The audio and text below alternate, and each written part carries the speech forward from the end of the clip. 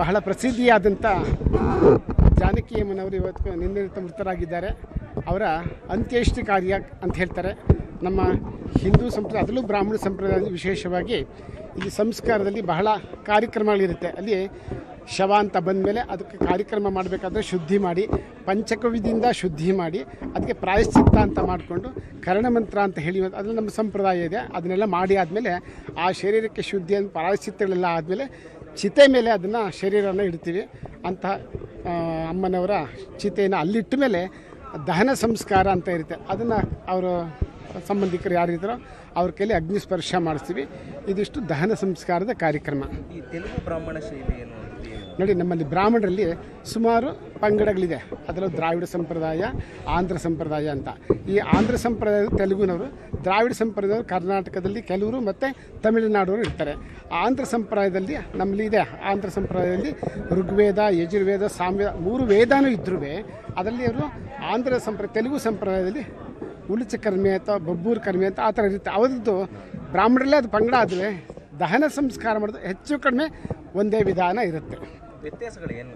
ವ್ಯತ್ಯಾಸ ಹೆಚ್ಚಿನದೇನಿಲ್ಲ. ಇದಿಷ್ಟು ಸಂಸ್ಕಾರದಲ್ಲಿ ಇವತ್ತಿನ ಮಾತ್ರ ಮಾಡೋದು ಒಂದೇ ಥರ ಇರುತ್ತೆ ಎಲ್ಲವುದು.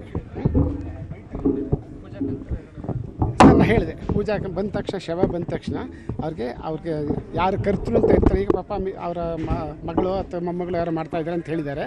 ಅವ್ರ ಕೈಯಲ್ಲಿ ಅವರು ಶುದ್ಧಿಯಾಗಿರ್ತಾರೆ. ಮೊದಲೇ ಹೇಳಿದೆ, ಅವ್ರ ಕೈಯಲ್ಲಿ ಸಂಕಲ್ಪ ಮಾಡಿಸ್ಬಿಟ್ಟು ಆ ಶವ ಸಂಸ್ಕಾರ ಮಾಡುವಾಗ ಆ ಶವಕ್ಕೆ ಸ್ನಾನ, ಒಂದು ಪಂಚಕವ್ಯದಂಥ ಶುದ್ಧಿ, ತೀರ್ಕೊಂಡಂಥ ಸಮಯದಲ್ಲಿ ಏನು ನಿನ್ನೆ ಶನಿವಾರ ಮಾತ್ರ ಆಗಿದೆ. ಮಿಕ್ಕಿದ್ದಕ್ಕೆಲ್ಲ ಪ್ರಾಯಶ್ಚಿತ್ತ ಅಂತ ನಮ್ಮಲ್ಲಿದೆ.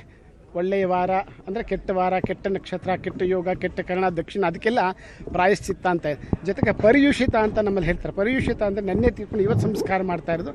ಅದು ಪರಿಯುಷಿತ ಅಂದರೆ ಹಳಸೋಗ್ರಂತ ನಮ್ಮ ಅಂತ ಹೇಳ್ತಾ ಆ ಥರ ಅದಕ್ಕೊಂದು ಪ್ರಾಯಶ್ಚಿತ್ತ ಅಂತ ಮಾಡಿ ಅಮ್ಮಂಗೆ ಪಾಪ ಒಂದು ಸದ್ಗತಿ ಸಿಗಬೇಕು, ಮುಕ್ತಿ ಸಿಗಬೇಕು, ಮೋಕ್ಷ ಸಿಗಬೇಕು ಅನ್ನೋದು ಕಾರ್ಯಕ್ರಮಕ್ಕೆ ಅಲ್ಲಿ ಸಂಸ್ಕಾರ ಅಂದರೆ ದಹನ ಮುಂಚೆ ಶುದ್ಧಿ ಮಾಡಿ ಪ್ರಾಯಶ್ಚಿತ್ತಗಳನ್ನೆಲ್ಲ ಮಾಡಿ ಕರ್ಣಮಂತ್ರ ಅಂತ ಕಿವಿಯಲ್ಲಿ ನಾರಾಯಣ ನಾಮ ಸ್ಮರಣ ಮಾಡಿ ಅವನ್ನ ಚಿತೆ ಮೇಲೆ ಇಟ್ಟು ಅಗ್ನಿಸ್ಪರ್ಶ ಮಾಡಿಸಿ ಸರ್. ಅಲ್ಲಿಂದ ಬಂದ ತಕ್ಷಣ, ಇಲ್ಲಿ ಶವ ಬಂದ ತಕ್ಷಣ ನಮ್ಮದು ಕಾರ್ಯಕ್ರಮ ಶುರು.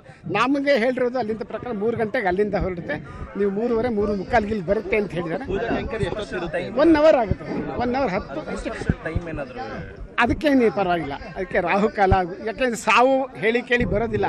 ಭಗವಂತ ಯಾವಾಗ ನಿಷ್ಕರ್ಷೆ ಮಾಡುತ್ತಾನೋ ಆವಾಗಲೇ ಬರೋದು. ಇದಕ್ಕೆ ನೋಡಿ, ಶುಭ ಕಾರ್ಯ ಎಲ್ಲ, ಜಾತಕರ್ಮ, ನಾಮಕರಣ, ಗೃಹ ಪ್ರವೇಶ, ಮದುವೆ, ಅದಕ್ಕೆಲ್ಲ ಮುಹೂರ್ತ ಅಂತ ನೋಡಬೇಕು. ಇದಕ್ಕೇನು ಮುಹೂರ್ತ, ರಾಹುಕಾಲ, ಗುಳಿಕ ಕಾಲ ಏನು ನೋಡಬೇಕಾಗಿಲ್ಲ.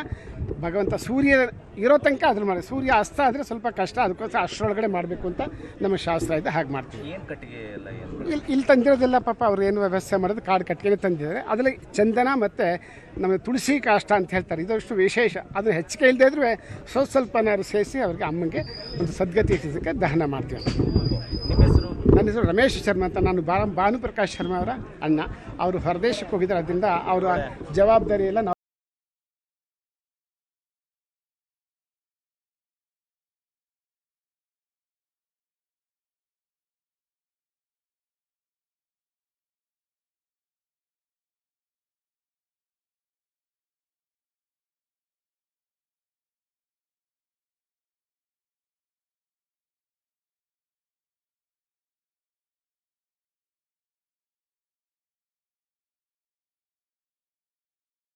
ಬಂದಿಲ್ಲ ಅಂದ್ರೆ